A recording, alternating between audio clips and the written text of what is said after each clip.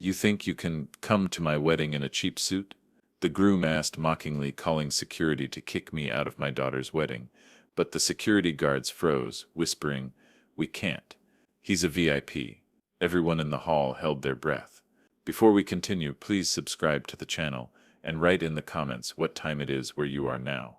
Honestly, Eldon, where did you even find that suit? Some thrift store clearance rack. Martin's words hit me mid-sip of water, the crystal glass freezing halfway to my lips. I had walked into Christine's dining room 10 minutes ago, expecting polite introductions and pleasant conversation. Instead, I found myself seated across from a man whose second glass of wine had apparently loosened more than his tongue. "Martin," Kristen's voice carried a sharp edge as she emerged from the kitchen, her arms laden with serving dishes. But Martin waved her concern away with a gesture that sent wine slushing dangerously close to the rim of his glass. "No, no, sweetheart. I'm just being honest here. Your father seems like a decent enough fellow, but presentation matters." His gaze swept over me with the cold assessment of an appraiser evaluating damaged goods, especially for the wedding photos. People will be looking at those for years. The dining room's warm lighting suddenly felt harsh against my skin. Through the large windows, Beverly Hills sprawled in manicured perfection, each lawn a testament to wealth I had never aspired to display. My modest suit, purchased at a department store for $100 and worn to countless formal judicial events, suddenly felt like a costume. "This suit is perfectly appropriate for formal occasions," I said, keeping my voice level despite the heat rising in my chest. Martin laughed, a sound like ice cracking. "Maybe for, well, I don't know what kind of events you attend." He leaned back in his chair, gesturing with his wine glass. "But when you're mixing with our circle, venture capitalists, tech executives, old money families, appearances matter. First impressions, you understand." Kristen set down the dishes with more force than necessary, porcelain clinking against the mahogany table. "Dad's suit looks fine, Martin. Can we please just, I'm not trying to be cruel." Mart uninterrupted, his voice taking on a patronizing tone that made my jaw tighten. "I understand not everyone can afford quality tailoring. But surely you could have borrowed something," asked Kristen for help choosing appropriate attire. The word borrowed hung in the air like smoke. In my 30 years on the bench, I had sentenced men whose arrogance palled in comparison to what I witnessed across this table. Martin's assumptions about my financial situation would have been amusing if they weren't delivered with such cutting precision. "Perhaps," I said carefully, "you should focus on getting to know me rather than evaluating my wardrobe." Martin's eyes glittered with something that might have been amusement. "Oh, but the two are connected, aren't they?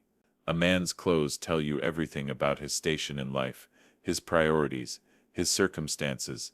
He took another long sip of wine, emboldened by alcohol and his perceived advantage. "Kristen's mentioned, you work in government, some sort of clerk position." The question landed like a physical blow. Kristen had kept my professional identity secret at my request. Too many years of dealing with people who treated judges differently had taught me the value of anonymity in personal relationships. But Martin's casual dismissal of my career, his assumption that I occupied some lowly bureaucratic role, revealed the depth of his prejudice. "Something like that," I replied. "Well, at least it's steady work," Martin said with the magnanimous air of someone offering charity, "though I imagine the pay isn't much. Government salaries, you know." He gestured around the dining room at the expensive artwork and crystal stemware. "This is what real success looks like, Eldon. Maybe I can give you some investment advice, help you build something for retirement."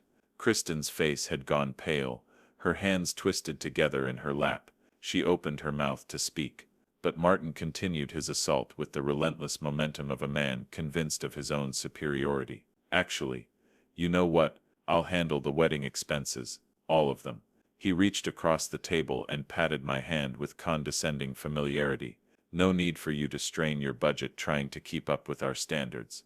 Think of it as my gift to Kristen, making sure her special day isn't compromised by financial limitations." The dining room fell silent except for the soft tick of an antique clock.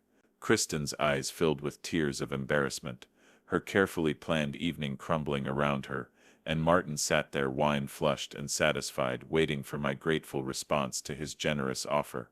Instead, I felt something cold and sharp crystallize in my chest. Not anger that was too hot, too immediate. This was something else entirely.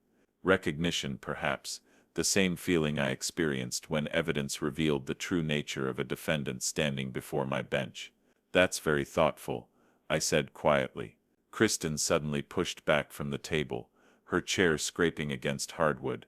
Martin, I think you should go home now. Kristen's voice cut through the tension with surgical precision. Martin blinked, his wine-addled brain struggling to process her words. What? But we haven't even now. The single word carried enough authority to cut through his alcoholic haze. You've had too much to drink, and you're being incredibly rude to my father. I watched Martin's face cycle through confusion, indignation, and finally a petulant acceptance that reminded me of certain defendants who never quite understood why their behavior had consequences. He pushed back from the table with exaggerated care, as if proving his sobriety through deliberate movements. Fine, fine, if that's how you want it. He stood swaying slightly, and reached for his jacket draped over a nearby chair. But honestly, Kristen, someone needed to address the elephant in the room. We can't pretend these differences don't matter. Kristen followed him to the front door, their voices carrying back in sharp whispers. I heard fragments, his defensive justifications, her embarrassed apologies. The front door closed with a definitive click, leaving the house in sudden quiet. When she returned to the dining room, her shoulders sagged with exhaustion. The confident marketing director, who commanded boardroom presentations, had been replaced by a daughter caught between two worlds, neither of which she could fully control. Dad, I'm so sorry. She sank into her chair, unable to meet my eyes. Martin isn't usually like this. The wine, the stress from work, it brings out his worst side sometimes. I watched her fidget with her engagement ring, the diamond catching light from the chandelier above. How many times had I seen this same gesture in my courtroom? The unconscious touching of wedding bands by spouses defending the indefensible. Love whirring with dawning recognition. Kristen, I waited until she looked up. Did you ever tell him anything about my work? Her brow furrowed. Your work? No, of course not. You asked me years ago not to tell anyone. Remember, after that incident with Mom's sister trying to get you to fix her parking tickets? A memory surfaced. My late wife's sister cornering me at a family barbecue, her voice dropping to a conspiratorial whisper as she slid a folder of citations across the patio table. The assumption that my position existed primarily to benefit family members had soured many relationships over the years. So he doesn't know what I do. I told him you work for the state, some kind of administrative position. She looked down at her hands again. He didn't seem particularly interested in the details. Of course he hadn't. Martin's world operated on simple hierarchies, wealth at the top, everything else relegated to various levels of irrelevance. A government clerk rated barely above invisible in his social taxonomy. Good, I said quietly. Please keep it that way. Something in my tone made her look up sharply. Dad, you're not angry with me for not defending you more, are you? Because I wanted to, but sometimes it's easier to just let him. I'm not angry with you. The words came out softer than I intended. How could I explain that my concern wasn't wounded pride, but something far more troubling? That in 30 years of evaluating character from the bench, I had developed an instinct for recognizing dangerous narcissism, that Martin's casual cruelty tonight had revealed patterns that worried me more than any personal insult could. She reached across the table and took my hand. He's really not a bad person, Dad. He comes from this incredibly competitive world, where everything is about status and positioning. Sometimes he forgets that not everyone operates that way. I squeezed her fingers gently. You don't need to explain him to me. But I feel like I do because I love him, and I love you, and tonight was supposed to bring everyone together. Her voice broke slightly. Instead, it's just this mess.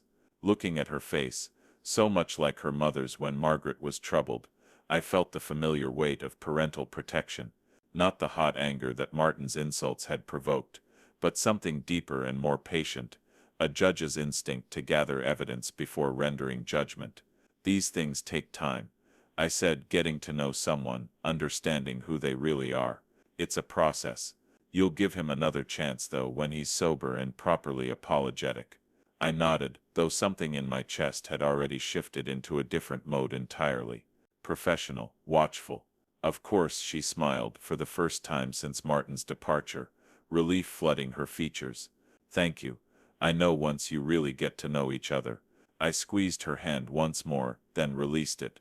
I should head home, early day tomorrow. As I gathered my jacket and keys, I noticed her watching me with the same careful attention she had shown as a child, trying to read my mood through facial expressions and body language. Some instincts never fully disappeared, even in adulthood. Drive carefully, she said, walking me to the door. Always do.